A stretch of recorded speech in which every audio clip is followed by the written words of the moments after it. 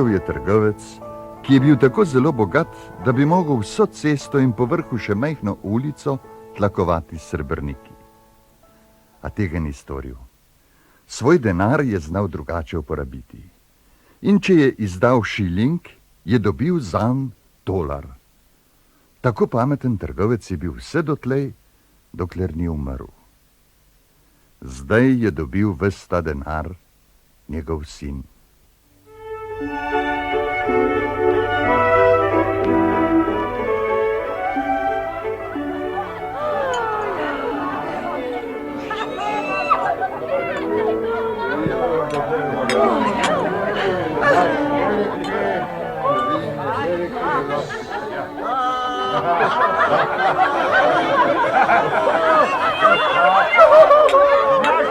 Moje veselo!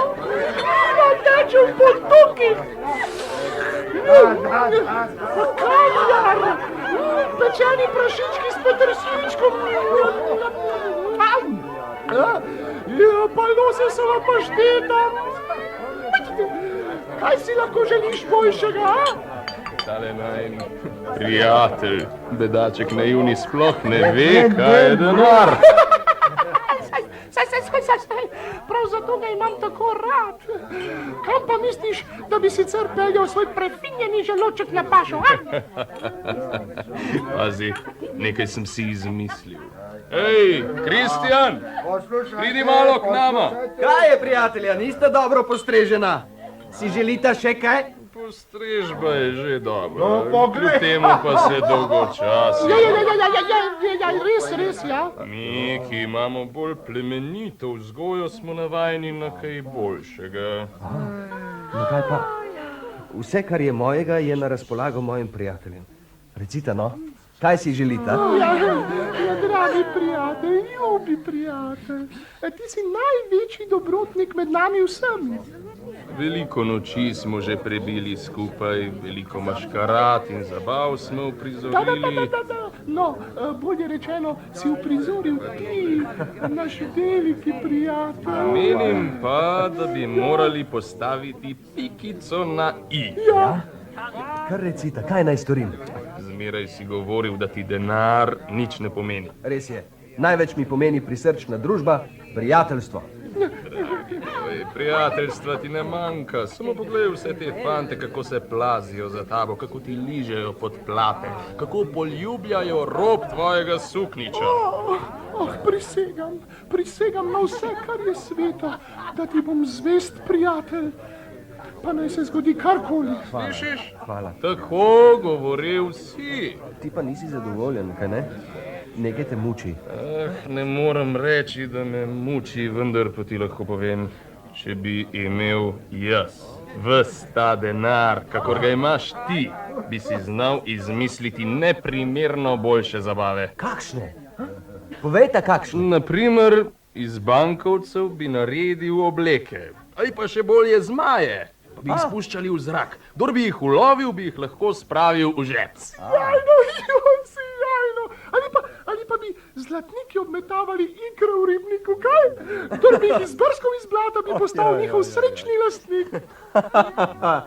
Če ni nič hujšega razlog za vajeno žalost, lahko takoj začnemo. Prijatelji! Kdo ti je prijatelj? Prijatelji! Izmislili smo si nove igrice. Zabavne, da je kaj? Tukaj le so bankovci in tukaj zlatniki. Tišina. Naredimo iz njih zmaje in kamenčke za ribice. Najmenik naj še zamisli. Kako zlahka je nasedel. Ja, no pa kaj nisi tako hotel? Če bo tako neumen, mu bo ves njegov denar kaj kmalu skopnel.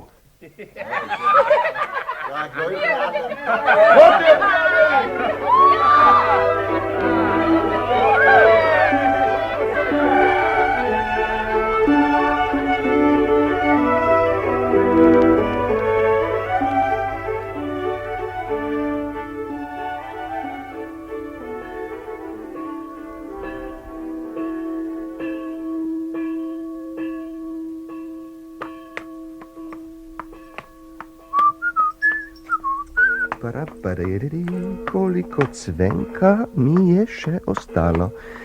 1, 2, 3, 4. Aha, 4 šilingi. No ja, ni veliko. A kaj, saj imam prijatelje, majhne pomoči mi prav gotovo ne odrečejo. Kaj praviš, Muca? Naj si ne delam utvar? Aha, res je. Povem ti po resnici.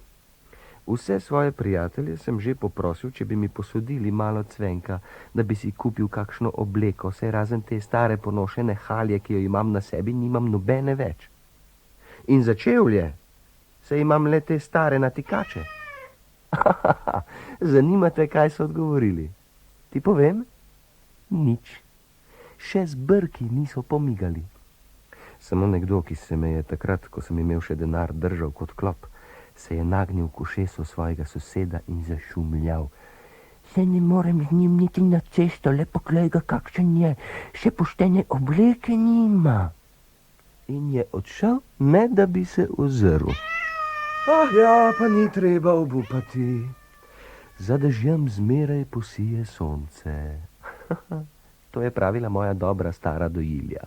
Človek naj obupa šele takrat, ko ga grabi smrt za vrat. Pa še takrat ne popolnoma. Ah ja, nekaj sem pa le dobil. Poglej, tale kovček. Neki možakar je bil tako prijazen, da mi ga je poslal, zraven pa listek s pripombo pospravi. A ni to lepo, ha?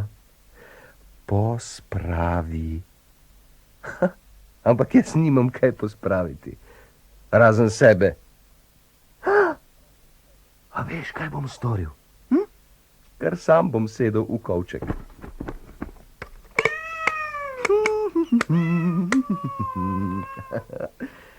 Takole.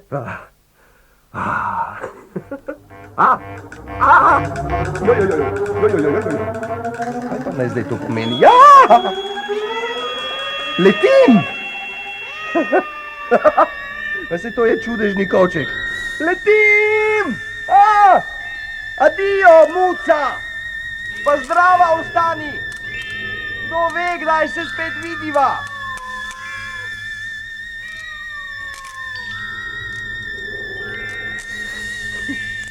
Ej, tale kovček pa res ni od muh. Kar visoko je odprčal. Oblaki pod mano so videti kot nepregledna čreda belih ovac. Kako lepo je leteti.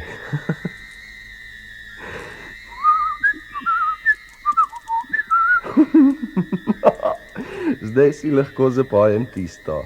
Če doma jim dobro ni, žerjavi se čez morje dvignejo. Kaj pa počneš? Stari kovček? A se boš razletel?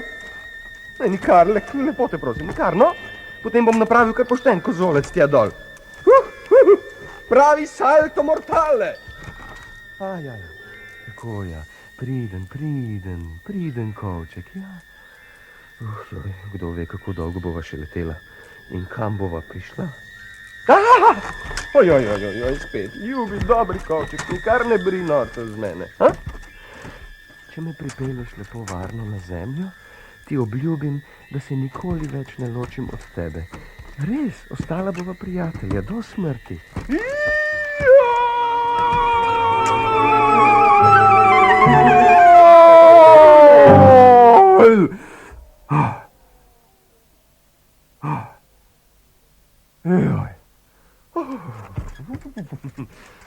Samo da sem na trdni zemljici. Kovček, tebe pa skrijem pod tale grm in se napotim tjale, kjer se svetlika obzidje nekega mesta. Prav radoveden sem, kam so me zanesli oblaki.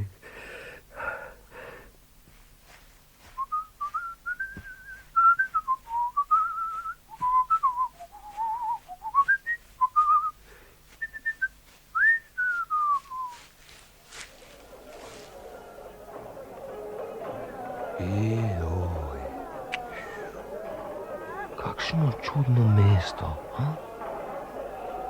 Kakšni čudni ljudje. Prav nič niso podobni našim.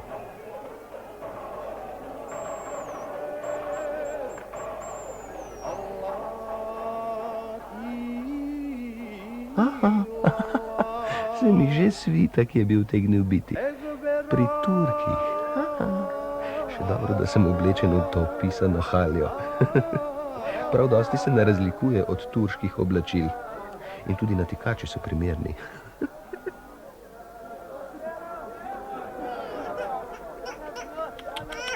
No, fantek moj, nikar ne joči, no, fantek moj. No, ljubček, se bova kmalu doma, pa boš dobil mlekca. Ja, kaj pa je tebi, srček mali? Puc. Letička.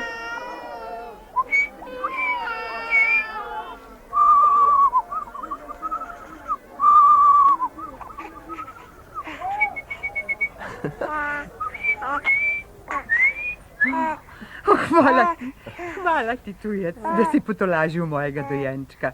Da nisi tako slabe volje. Prisrčna hvala. Nikar se toliko ne zahvaljuj, draga dojilja. Ni vredno besed. Ampak povej mi, kakšen grad je tam ob mestnem obzidju? To? To je kraljevi grad. V njem prebiva kraljeva hči. Kraljeva hči? A imate tudi pri vas na turškem kralj... Hočem reči, da se mi zdi zares zelo čudno, ker ima ta grad okna samo tam visoko zgoraj, prav pod oblaki. Ja, spodnja okna so zazidali, zakaj prerokovano je bilo, da bo kraljična zaradi nekega moškega, s katerim se bo zaročila, zelo nesrečna. Zato so sklenili, da ne sme nihče k njej, če nista zraven kralj ali kraljica. Uboga deklica. Le kaj počne ves dan tako sama? Hvala, dojilja, za pojasnilo. Zdaj pa le steci domov in nahrani svojega dojenčka. Puc. Papa. Adijo. Adijo.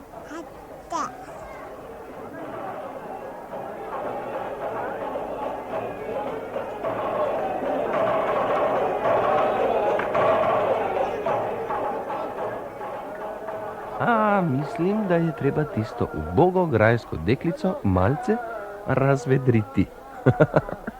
Še dobro, da imam leteči kovček, tako mi ne bo težko zleteti na streho in potem skozi okno v njene sobane.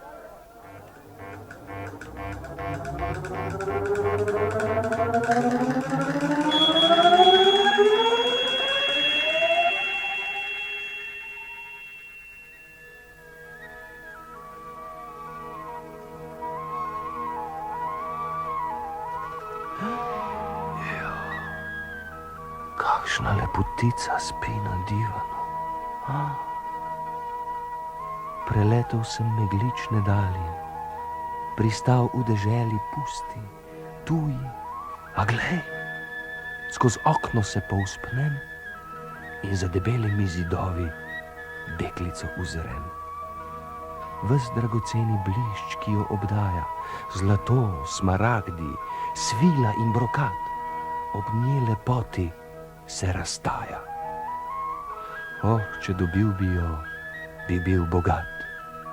Sap radi bigola, čuk na palci. Glej, postal sem pesnik. Vendar pa je deklica pred mano tako lepa, da bi omehčala srce najbolj okorelega dolgočasneža. Ne moram se premagati, moram jo poljubiti.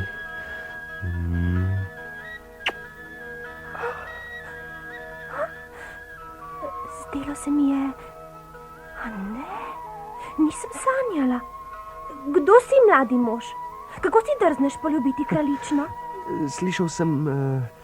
Moji leteči sli so mi povedali, da živi v tem gradu osamljena deklica, ki se na smrt dolgočasi. Pa sem priletel. Priletel? Kako priletel? Tako, preprosto, skozi zrak. Nikar mi ne pripoveduj pravljic. Res sem neuka mlada kraljična, vendar pa vem, da po zraku letijo samo ptice. Ptice, moji sli in jaz. Ti? Kdo pa si ti? nikar si po nepotrebnem ne beli svoje lepe glavice. Dovoli, da ti razložim. Jaz sem turški bog in sem priletel k tebi, da bi se pogovarjala o lepih stvarih. Ugajaš mi, turški bog, prav rada se bom pogovarjala s teboj. A kje naj začneva? Ali ljubiš zgodbice? Ja, zelo. Ali želiš slišati zgodbo o svojih lepih očeh? Ali o svojem lepem čelu? Ali zgodbo o veliki beli štorklji? O ja, ja, želim. Katero najprej? Vse. Začni Pri tvojih lepih očeh. To so najkrasnejša temna jezerca, polna skrivnostnih obljub. Če pogledaš vanju, malo bolj od blizu, ja, takole. Vidiš, da v njih plavajo nežne želje, kakor vodne vile. Joj, kako lepo se to sliši. In tvoje čelo, sama svetla čistost. Biserni snežnik, za katerim se skrivajo prelepe dvorane, polne žlahtnosti in razkošja, polne prečudovitih podob. Sam Bog bi hodil po njih od jutra do večera in bi jih občudoval. Kaj pa štorklja? Kaj ima štorklja opraviti z mojimi očmi, z mojim čelom?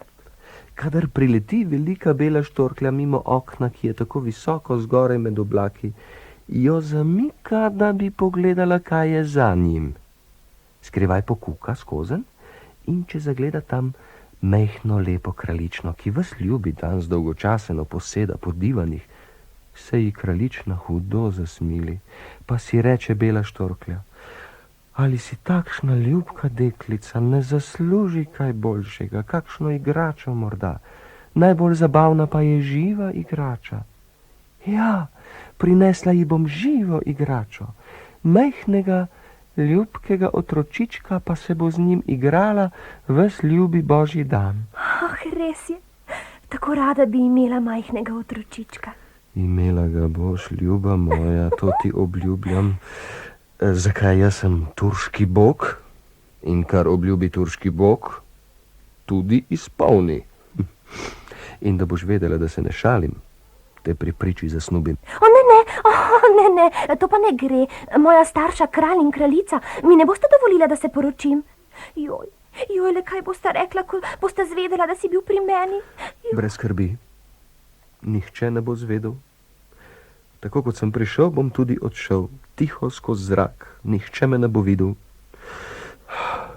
Tudi ti me ne boš nikoli več videla, če tako želiš. Ne, želim te še videti. Kaj? Moja starša bosta prav gotovo ponosna, da dobim za moža turškega boga. Veš kaj? Pridi spet v soboto. Takrat bosta pri meni na čaju. Tudi one dva rada poslušata pravljice in ti jih znaš tako lepo pripovedovati. Takoj se jima boš prikupil. Povedati pa jima moraš kakšno zelo zanimivo in zabavno. Mama ima rada takšne, ki so spodobne in plemenite, oče pa vesele, da se lahko smeji. Prav, pridem. Ja, za svatovsko darilo pa... Ne prinesi nič drugega kot pravljico. Dovoli zdaj, da ti v znak za roke podarim tole sabljo. Posuta je zlatniki in dragulji, vredna je turškega boga. Hvala. Kar prav mi bo prišla. Pozabil sem namreč zlatnike tam gori. Nekaj si jih bom sposodil, da si bom kupil slavnostno haljo za poroko. Nasvidenje, ljuba moja! Nasvidenje zagotovo v soboto!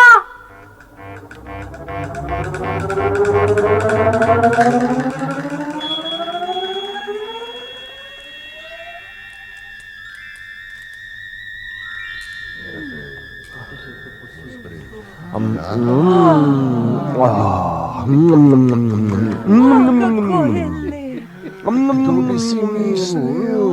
Turški bog. Joj, prišel je k nam. Ja, tudi bogovi so lačni. Kdo bi si bil mislil, Ja, turški bog. Poglej ga, kako je lep. Kako je lep. Ojoj, bilo je okusnejše kot nektar. Včasih se prav prileže takle izlet na zemljo. Na zdravje!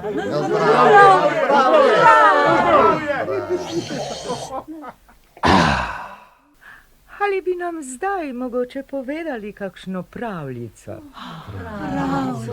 Ampak tako, ki je globoka in poučna. Ob kateri pa se moraš smejati. Aha. No, takih pravljic ni lahko sestavljati.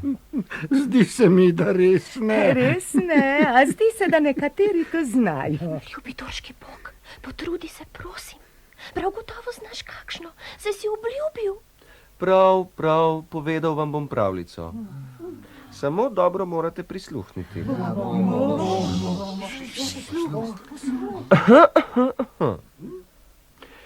Vendar pa v tej pravljici ne nastopajo ljudje.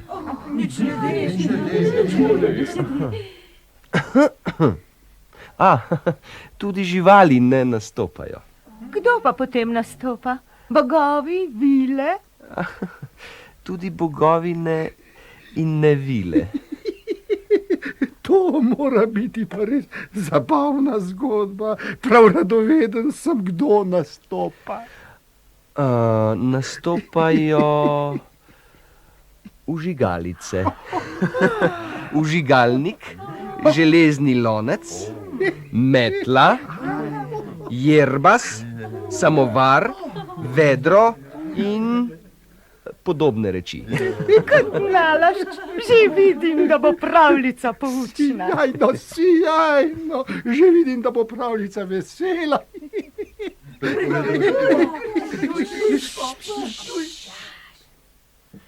Nekoč, nekje je bil svežen vžigalic.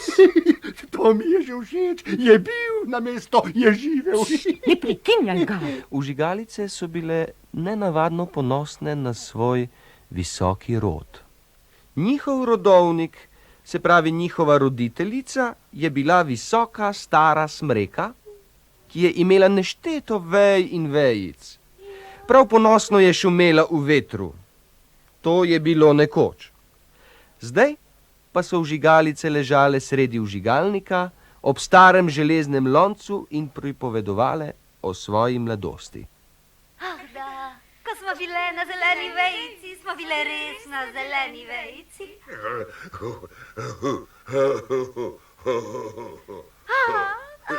Vsako jutro in vsak večer so nam morale pripovedovati zgodbe.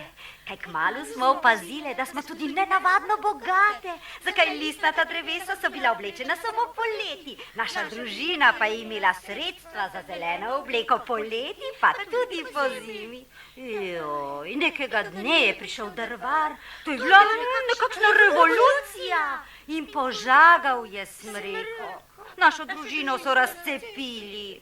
Praded je dobil mesto velikega jambora na krasni ladji, ki je jadrala okoli sveta, kadarkoli je le hotela. Stranske veje so prišle drugam. Me pa smo dobile službo v kuhinji. To ni kar tako. Me prižigamo preprostemu neukemu ljudstvu luč. Me imenitnice. No, moje življenje je bilo malo drugačno.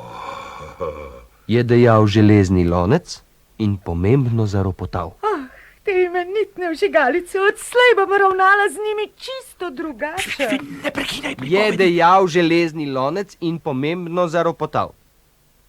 Zviška je premeril vžigalice, ki so ležale poleg njega, majhne, krhke, imenitne, in nadaljeval. Od začetka, odkar sem prišel na svet, sem bil velikokrat očiščen in prekuhan. Jaz skrbim za trdnost in poštenost, zato sem prvi v hiši. Le poglejte ga, tega napihnjenca.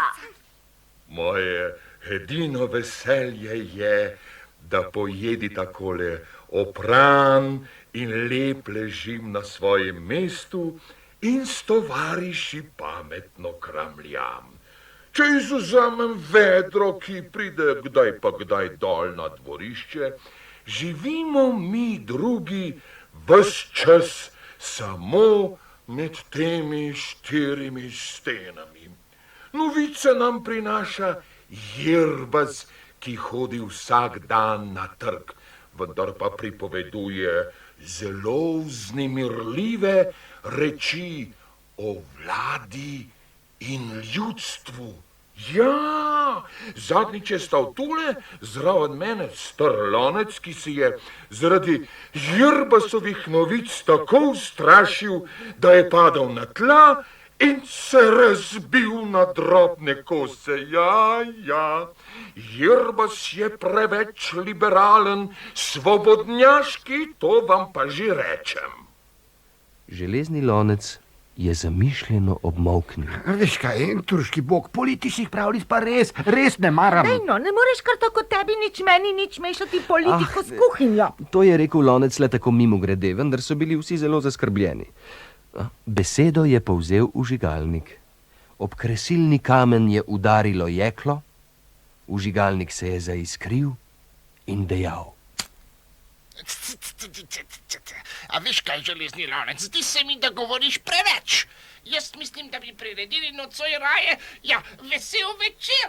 Da, ugotovimo, kdo izmed nas je najimenitnejši. Ah, ne, jaz ne govorim rad o sebi, vendar pa lahko priredimo vesel večer. Vsak naj pove, kaj vse je v svojem življenju doživel.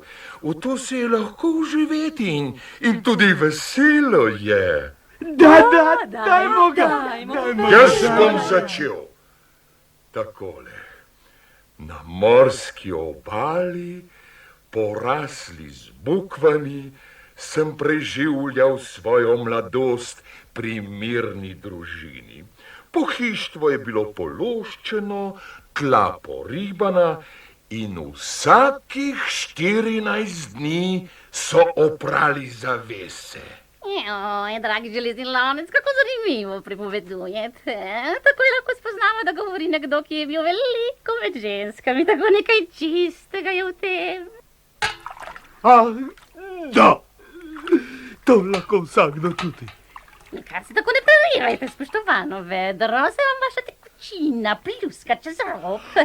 Oprostite, gospa Metla, ampak pripovedovanje spoštovanega lonca me je tako presunilo, da se nisem mogel premagati. Moral sem od veselja poskočiti in že sanjalo se mi ni, da bi vas pri tem utegnil poškropiti. Je prav. Če nekaterim ni prav, da pripovedujem o svojih življenjskih izkušnjah, bom raje tiho. Ne, oprostite, prosim, nadaljujte. Tako zanimiva zgodba. Nadaljujte. Kakor v sobah so tudi v kuhinji vladali red, mir in čistost.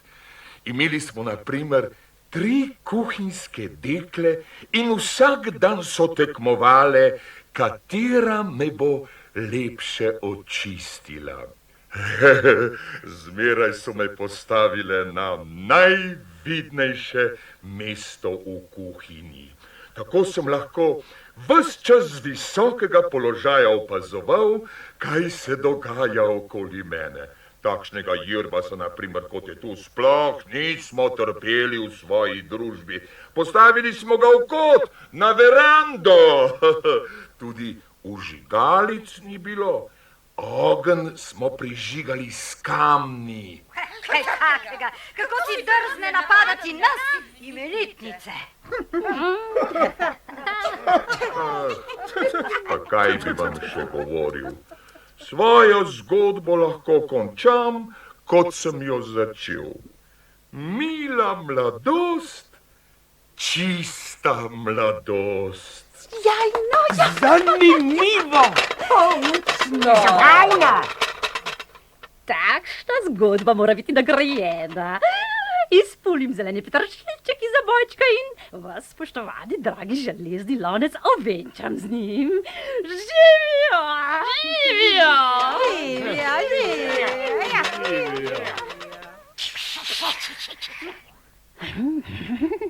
Tu sem dobro izvedla. Vem, da se bodo vsi drugi razpočli od nevošljivosti. Vem pa tudi, da je lonec zelo pomemben. In če nagradim nocoj jaz njega, bo morda jutri nagradil on mene. Nezaslišano, v kakšno družbo smo padle. Pametla, kako ste prijazni, ali ne bi ovenčali še mene? Drugič, spoštovano vedro. Tako, dragi moji, zdaj pa se mi hoče plesati. Glasba. Švrk, hop se, to je veselje, kar se povesti, da se še zmelje.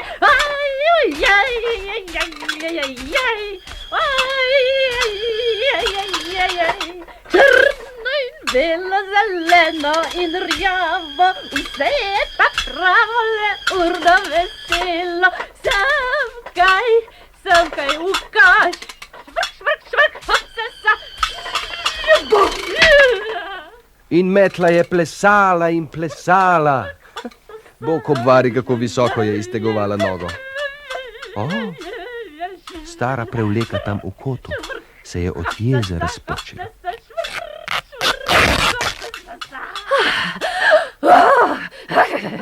To je bil ples.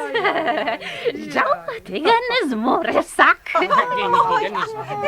Ne zmore vsak. Draga Metla, ali bom zdaj ovenčano tudi jaz? Pa naj bo. Tudi ti boš ovenčano, spoštovano vedro. Takole zelen petršilček se ti prav lepo poda. O, hvala. Svojak, to je res sama svojak. Zdaj bi moral zapeti samovar. Vendar je dejal, da je prehlajen, da ne more peti, če ne vre. Toda to je bil le izgovor. Samovar je bil pripravljen prepevati samo takrat, ko je stal na mizi pred gospodo. No, nič hudega. Če samovar noče peti, pa naj ne poje. Zunaj v kletki sedi slavec in nam bo on pel.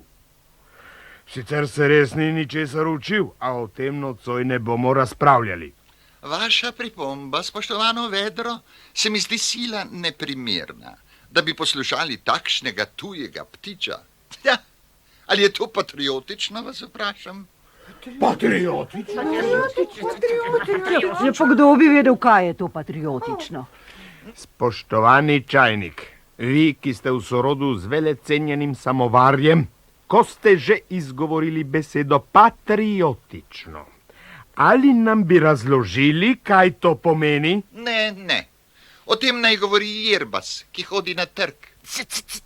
Jaz se samo jezim, gospoda, samo jezim. Ali se res takole zapravlja večer? Ali ne bi bilo bolj pametno, če bi to takoli malo pospravljali? Vsak bi moral zavzeti svoje stališče, jaz pa bi vso to igro vodil. Ja, to bi bilo povsem nekaj drugega, kaj ne? Dajmo, prebirajmo se, to je tako zanimivo. In prav takrat, ko so se hoteli na vse mile viže kregati, so se odprla vrata. V kuhinjo je stopila služkinja in v trenutku so vsi onemeli. Nihče si ni upal črhniti niti besedice več.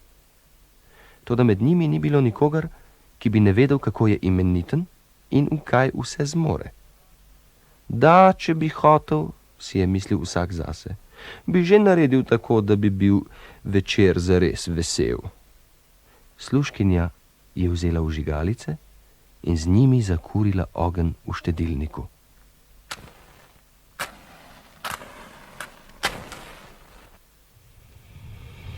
Bog nas obvaruj, kako so švigale iskre. Vžigalice so se vnele.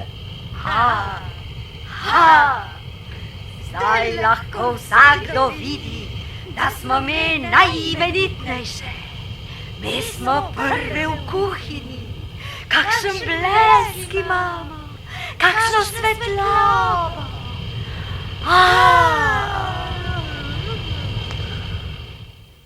Tako so rekle vžigalice in zgorele.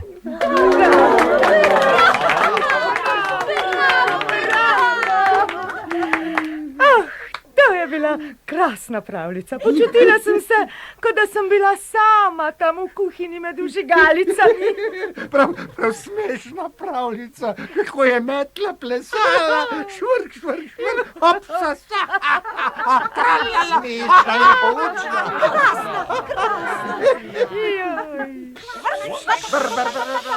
Ti boš dobil najino hčer in nihče drug.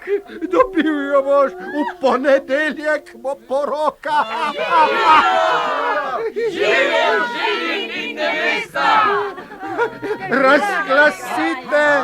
Razglasite poroko, razsvetlite vse mesto, razdelite med ljudstvo prepečenec in preste, naj se ljudstvo veseli z nami vrati. Prižgali bomo krasove in plesali.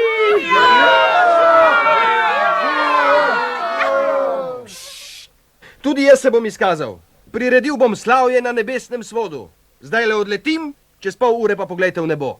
Lahko ga boste občudovali, ko bo žarelo in blestelo v vseh mavričnih barvah. Ljubi moj Bog, nikar se ne pozabi vrniti. Ah, mila princeska, vrnil se bom, prav gotovo. In za vekomaj je ostal pri tebi. Nasvidenje! V ponedeljek!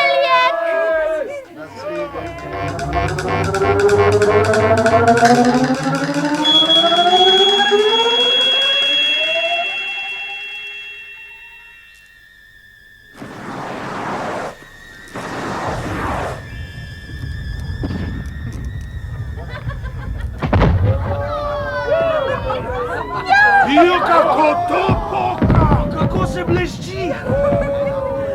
Jaj, takšne prikazni nisem videla v vsem svojem dolgem življenju, kot da se sam ljubi Bog vozi po nebu. Saj se res!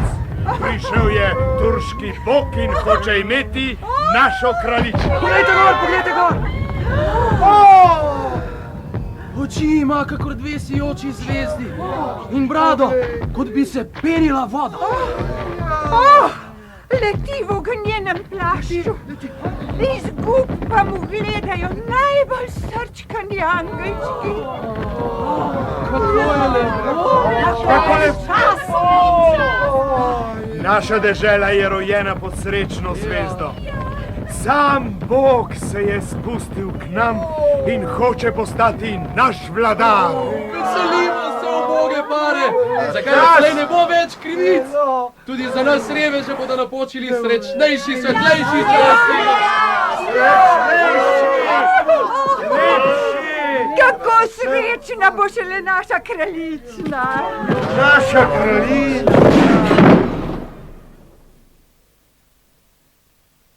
Res, tudi kraljična je mislila, da bo srečna.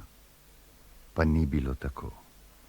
Še danes, ko je od takrat minilo že 10 000 in še nekaj dni, stoji vsak dan na strehi svojega gradu in gleda v nebo. Morda se bo prikazal njen turški bog. A njega ni in ni. Kaj se je zgodilo? Ko je trgovčev sin, samozvani turški bog, odletel s strehe kraljevega gradu, si je nakupil rakete, bombice in umetni ogenj. Vse skupaj je zložil v kovček in odletel v zrak, kjer je ubogim Turkom priredil tak ognjemet, da ga bodo pomnili do konca življenja. Na svoje delo je bil zelo ponosen. Ker pa je bil naš pametni in domiselni mož tudi velik radovednež, je spravil svoj kovček še zadnjič pod grm in šel v mesto med ljudi, da bi slišal, kaj poreko o njem preprosti ljudje. Res, bilo jih je čudovito poslušati. Kako so ga hvalili. In potem se je bodoči kralj vrnil v gost, da bi sedel v kovček in zletel naravnost k nevesti. Prišel je k grmu, kovčka pa nikjer. Tam na tleh je zagledal le kupček pepela. Kaj se je zgodilo? V kovčku je ostala iskra umetnega ognja in ga upepelila. Tako turški bog ni mogel več k svoji nevesti na grajsko streho. Odpravil se je po svetu in povsod, kamor pride, pripoveduje najlepše pravljice. A tako vesele, kot je bila pravljica o vžigalicah, ne pove več.